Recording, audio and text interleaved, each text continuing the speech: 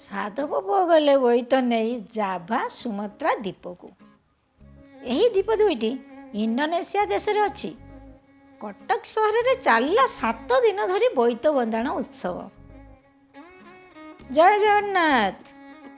ବୋଇତ ବନ୍ଦାଣ ଉତ୍ସବରେ ଆପଣମାନଙ୍କୁ ମୋ ଚ୍ୟାନେଲକୁ ସ୍ୱାଗତମ। ଆମେମାନେ ବୋଇତ ଭସାଇବା ବେଳେ ଗୋଟିଏ ଗୀତ ଗାଇଥାଉ। ସେ ଗୀତଟିକୁ ସମସ୍ତେ ଜାଣିଥିବେ। ଆକାମା ବୋଇ ପାନ ଗୁଆ ଥୋଇ ପାନ ଗୁଆ ତୋର ମାସକ ଯାକ କରମ ଘେନି ଧର୍ମ ଯାକ ମୋର। ସାଧବ ପୁଅମାନେ ମାସ ମାସ ଧରି ବୋଇତରେ ଯାଇ ବାଣିଜ୍ୟ କାରବାର କରୁଥିଲେ। ସାଧବ ବୋହୂମାନେ ସାଧବ ପୁଅଙ୍କର ସୁରକ୍ଷିତ ପାଇଁ ବୋଇତ ବନ୍ଦାଇ ଶୁଭ ମନାସୁଥିଲେ, ଯାହାକୁ ବୋଇତ ବନ୍ଦାଣ ବୋଲି କହନ୍ତି। ପ୍ରାଚୀନ କାଳର ଏହି ପରମ୍ପରା ଦର୍ଶାଇଥାଏ ଯେ ଆମର ପ୍ରକୃତି ପରିବେଶର କ୍ଷତି ନ କରି ସଫଳ ଭାବରେ ବାଣିଜ୍ୟ ବ୍ୟବସାୟ କରୁଥିଲେ। ପୁରାତନ ପରମ୍ପରାକୁ ବଜାୟ ରଖିବା ପାଇଁ ସାରା ଉତ୍କଳରେ ବୋଇତ ବନ୍ଦାଣ ଉତ୍ସବ ପାଳନ କରାଯାଏ। କାର୍ତ୍ତିକ ମାସଟି ଧର୍ମ ମାସ। ପୂର୍ଣ୍ଣମୀ ଦିନ ସମସ୍ତେ ବୋଇତ ବନ୍ଦାଇ ନଦୀ, ସମୁଦ୍ର ଓ ପୋଖରୀରେ ଭସାଇଥାନ୍ତି। ମାସେ ଧରି ଯେଉଁ ବ୍ରତ କରିଥିଲେ ସେ ବ୍ରତର ଆଜି ଶେଷ ଦିନ। ଡଙ୍ଗା ଭସାଇବା ବେଳେ ଲୋକମାନେ ଗୋଟିଏ ପ୍ରାଚୀନ ଗୀତ ଗାଇଥାନ୍ତି।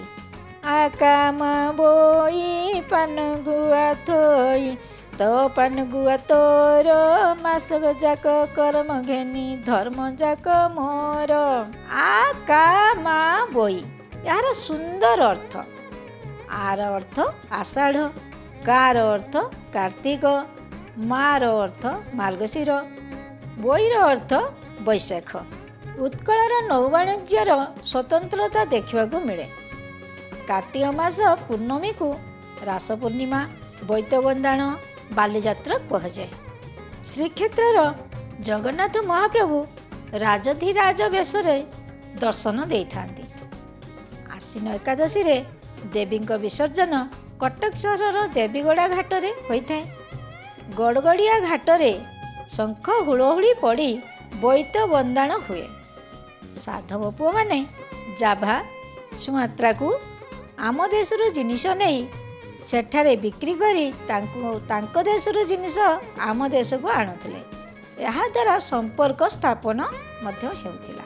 ବୋଇତ ବନ୍ଦାଣ ଉତ୍ସବ ଜାତୀୟ ସ୍ତରରେ ମାନ୍ୟତା ପାଇଛି।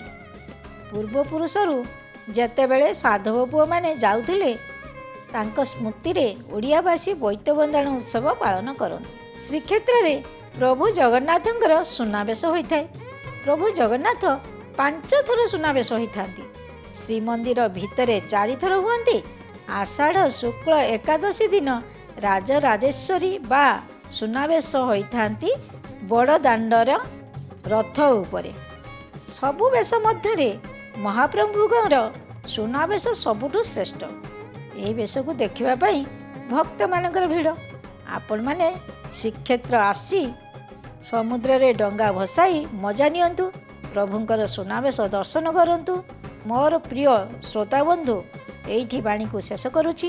ଆପଣମାନଙ୍କ ପାଖରୁ ଗୋଟିଏ ସବସ୍କ୍ରାଇବ୍ ଆଶା କରୁଛି। ଜୟ ଜଗନ୍ନାଥ।